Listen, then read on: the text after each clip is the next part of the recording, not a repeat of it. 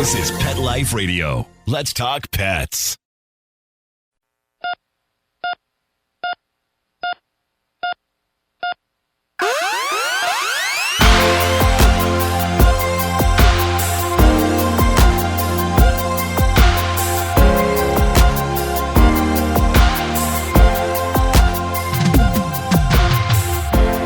Welcome to ER Vet on Pet Life Radio. I'm your host, Dr. Justine Lee, and I'm a board-certified emergency critical care veterinary specialist and toxicologist. Thanks for joining us today. Today, we're going to be talking about how to pet-proof your house for your dog and cat when your family comes for the holidays. We're going to be interviewing Dr. Tina Wismer, who's the medical director and senior director of the ASPCA Animal Poison Control Center. We'll be right back after these messages. Does your dog itch, scratch, stink, or shed like crazy? Come to DABVT for help. Order a 90-day supply of DABVT. DABVT for life. Pick up 2 tubes of Doggosuds. Get the 3rd tube free. Peppermint, tea tree, lavender, Doggosud shampoo. Made with all-natural coconut, jojoba, aloe. Great for healthy skin and soft, shiny coats. But no itchy, harsh chemicals. Lather up, rinse away. Try Doggosuds. Buy 2, get 1 free. At DINOVITE.com. DINOVITE.com.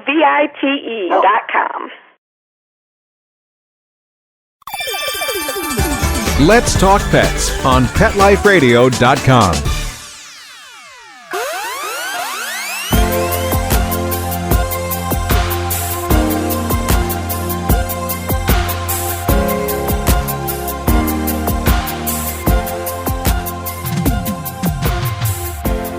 Welcome back to ER Vet on Pet Life Radio. We're really excited to talk about holidays. It's everyone's favorite or most stressful time of the year. So really excited to have Dr. Tina Wismer, who's the Senior Director of the ASPCA Animal Poison Control Center based out of Urbana, Illinois. Thank you so much for joining us today. Thank you for inviting me. So first of all, tell us what exactly is an animal poison control center? I know you guys are the only nonprofit one, but how is this different from someone who's going to call a human poison control center? What do dog and cat owners need to know? So we only do animals, and what we're going to ask you, actually a lot of questions. What type of pet do you have? Is it a dog? Is it a cat? Is it a guinea pig, pot-bellied pig? What could they have gotten into? How much? When it happened? How much does your animal weigh? Does it have any health problems? And with that information, we'll be able to determine, is this something that's not going to be an issue and we can just watch our pet at home, or are you going to need to see a veterinarian?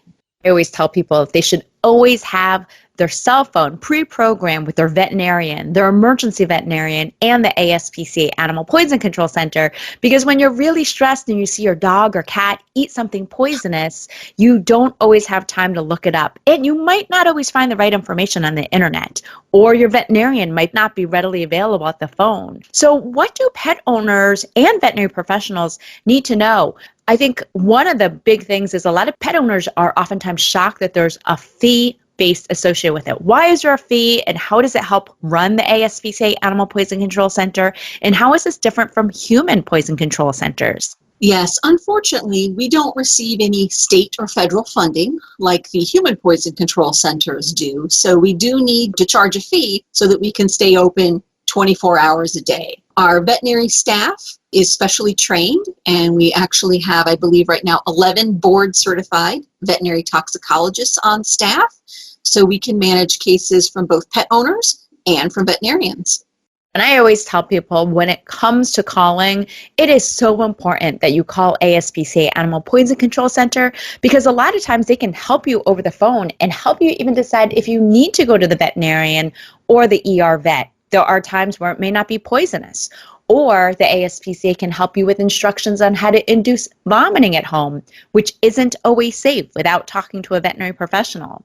So Dr. Wismer, do you mind just giving us maybe 3 to 5 mistakes before we jump into holiday poisons on what you might see pet owners doing, or what are some 3 easy ways that they can pet-proof to avoid some mistakes with their pets getting poisoned? Oh, yes, especially during holiday times. We have a lot of visitors coming over. So you or I may know not to leave our purse or our backpack on the floor, but your guests do not.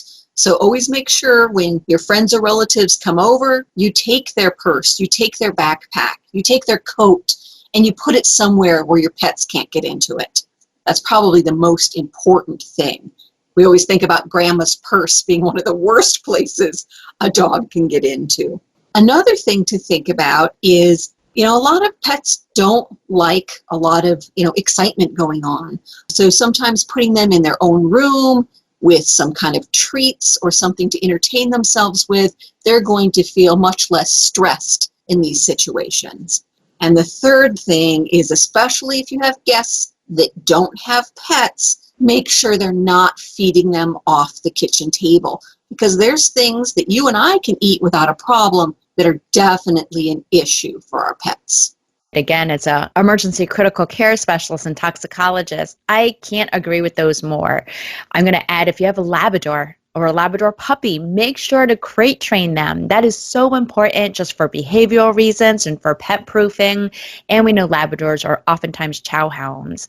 And I'm also going to say, the holidays are stressful enough. And again, your family members might not have dogs or cats at home.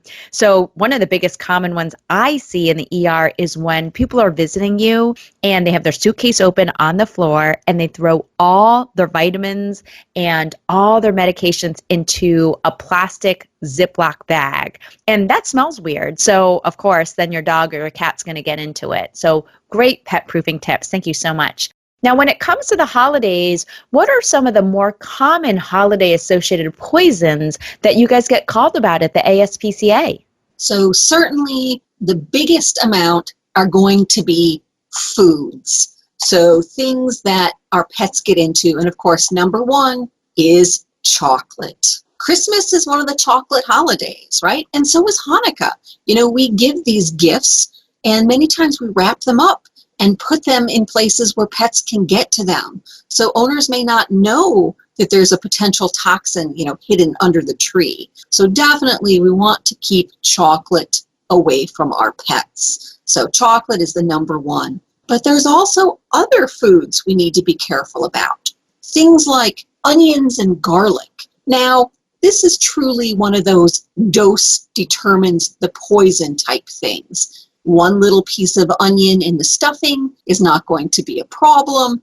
But, if they get into like your container of French onion soup, garlic and onions contain compounds that can actually cause the red blood cells to break down and cause anemia. So certainly no onions or garlic for our pets. We also have to worry about things like grapes and raisins, right? We make a lot of desserts or fruit salads that can contain these. And for dogs, some of these dogs can actually develop kidney problems if they eat grapes or raisins. So something else we need to keep away from our pets.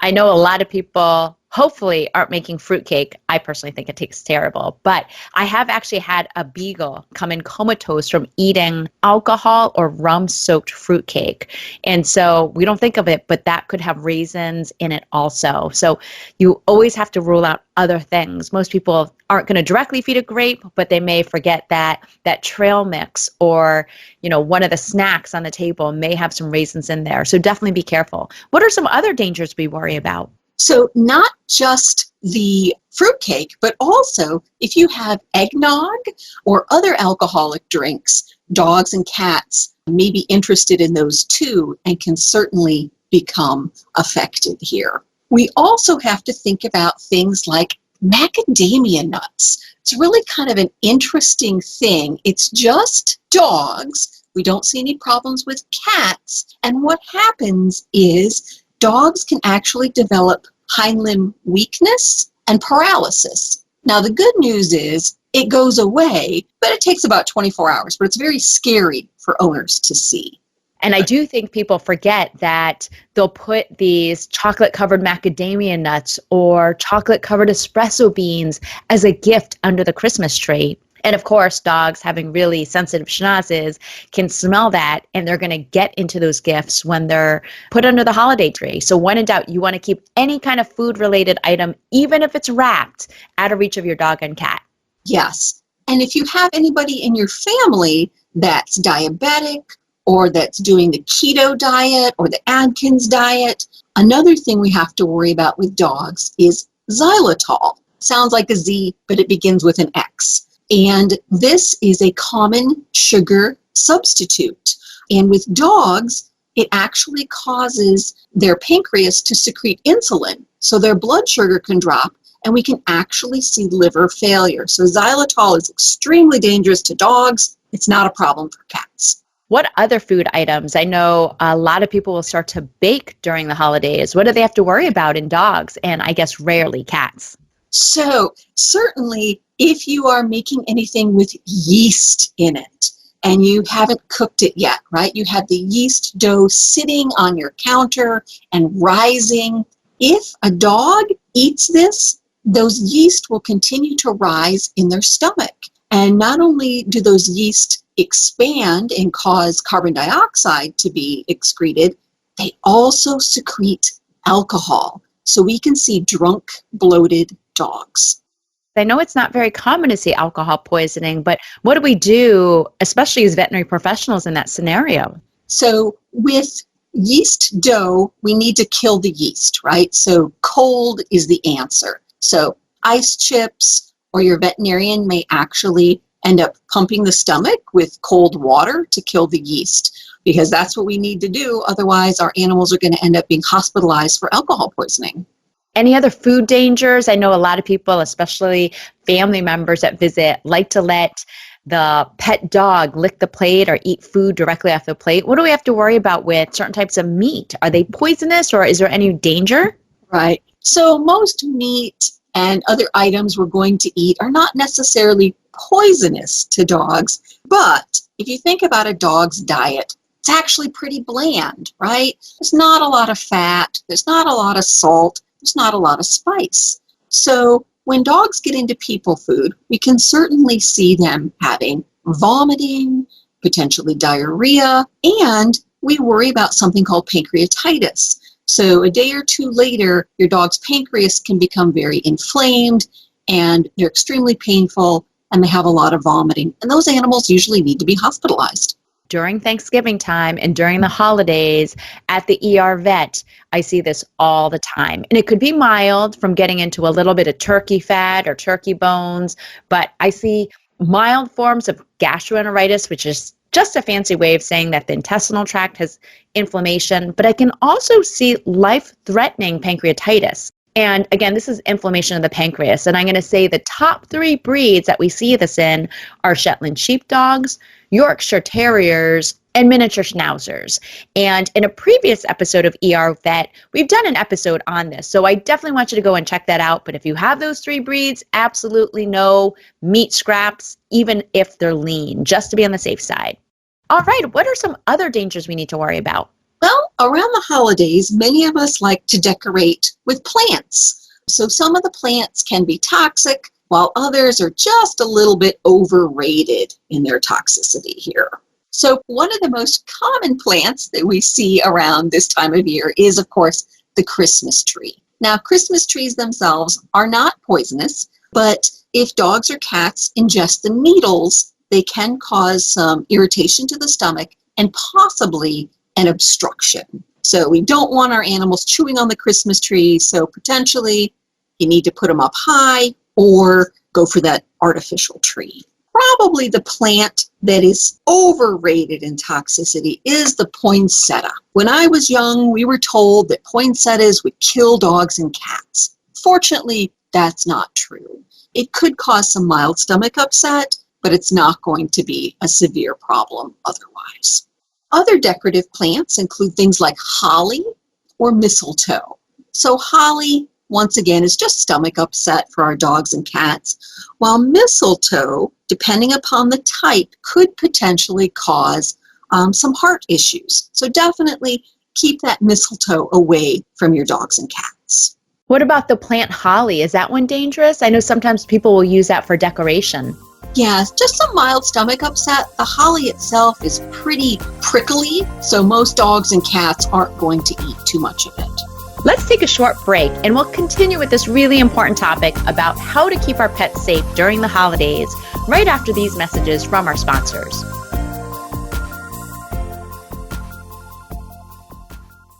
Do you have an accident-prone dog or cat?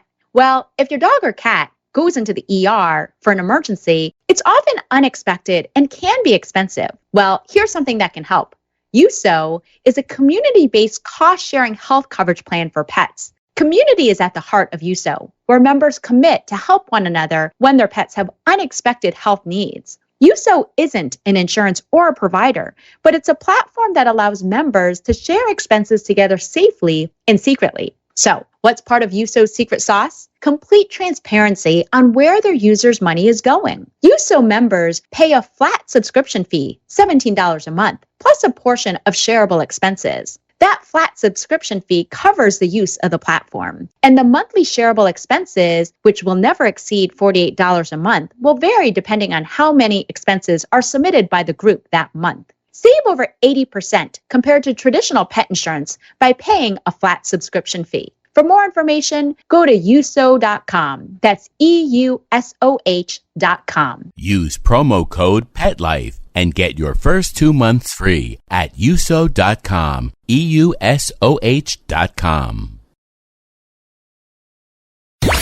Let's talk pets Let's talk pets on Pet Life Radio. Pet Life Radio. PetLifeRadio.com.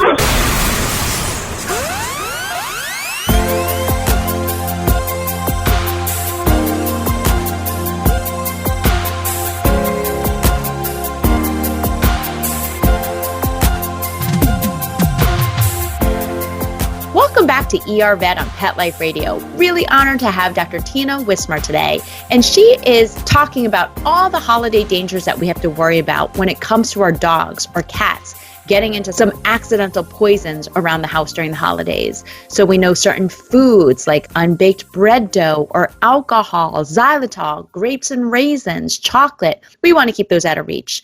Other rarer things, but definitely things that can be dangerous, include onions and garlic. So when in doubt, the safest thing you can do is actually put up a baby gate so your dog doesn't get into the kitchen, and make sure to tell your family members, please do not feed your pets without permission. Don't let them lick off the plates, especially if there's certain breeds that are at risk for pancreatitis. We're talking about certain plants that we have to worry about, like mistletoe. We've debunked the myth. No, poinsettias really aren't that poisonous. We've talked about holly and Christmas trees. Dr. Wismer, what about when dogs and cats drink the water underneath the Christmas tree, if it's a live tree? Or are there other plants that they have to worry about during the holidays? Sure. So with Christmas tree preservatives, which is what we usually add to that water to keep our tree fresh and bright, these are really a sugar and fertilizer solution. So it can cause some mild stomach upset. The biggest concern is that if that water sits there too long, it can grow some bacteria in that sugar solution, and that can make our pet more sick than just drinking the fertilizer water. So definitely we want to discourage pets from doing that. I know sometimes family members will bring fresh bouquets that they get from a florist or a grocery store into the house to decorate it. I always worry about lilies and cats. Do you mind just giving us a little bit of information about true lilies and their dangers during the holidays? Sure. So most of the time we're going to find true lilies or the Lilium species in bouquets this time of year. And they come in all different colors, all the way from all the way white to yellow and, beautiful oranges and pinks and reds. And unfortunately with cats, even just ingesting some of the pollen, chewing on a petal, chewing on one of the leaves can actually cause kidney failure and potentially death. So we don't want any of these bouquets in the household if you have a cat. I know that you're a master gardener, which is super helpful with identifying plants, but the majority of people out there, they may or may not be able to recognize the plants, but it's even the greens that come in that bouquet. 2 or 3 leaves, again, can be a big issue when we know that cats like to chew on leaves. So I always say, I don't even like any fresh bouquets coming into the house. A lot of pet owners will say, oh, well, I'm putting it out of reach. We know cats can jump everywhere. So unless it's really, really high, I do worry, because a lot of times the plants, when they dry, or the flowers, the petals will dry off and fall onto the ground. So we do become really concerned. Other non-toxic dangers that we worry about that might be on the Christmas tree, or anything else you want to warn us about? Sure. So things like tinsel, right? Cats love shiny things. And unfortunately with tinsel, if they do ingest it, it can actually cut through their intestinal tract. So it's a surgical emergency and cats can die from that. So certainly, no tinsel on the trees if you have a cat. The other thing we think about are sometimes people use things like popcorn, right? They'll string popcorn or even cranberries on their tree. Dogs certainly will eat the popcorn, but what we worry about is the string that's there. That can do the same thing as the tinsel and actually cut through the intestinal tract. So nothing edible on the tree if you have pets. The popcorn thing. Of course, I have a young kid, so like the mere thought of even popping popcorn for a decoration, too much work. But great point. What about Christmas ornaments, or do you have any tips on how to pet-proof the Christmas tree for a dog or cat?